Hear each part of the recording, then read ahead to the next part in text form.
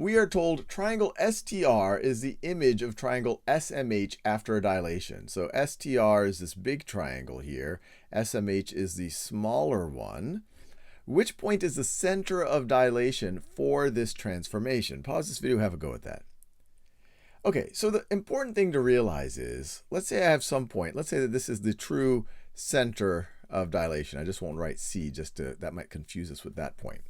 Any other point before dilation, if I were to dilate it, if I were to scale this by a factor of, let's say, 2, whatever this distance is going to go twice as far. So if this distance is, let's call this x, then I'd go in the same direction. I'd go in the same direction, but twice as far. So after the dilation, I would move over here. So the only way that if a point does not shift after a dilation is if it is the actual center of dilation.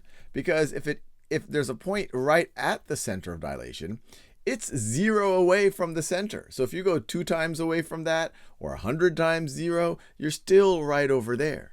And we can see in this example right over here, even after the dilation, this point S does not change. It stays where it is. So that is the center of the dilation for this transformation. If you thought it was point C, because that kind of looks like something interesting and it even has the C there, maybe you think C for center, well then the new S, the image after it's dilated would have gotten further away. But that's not what happened here. It just stayed in place.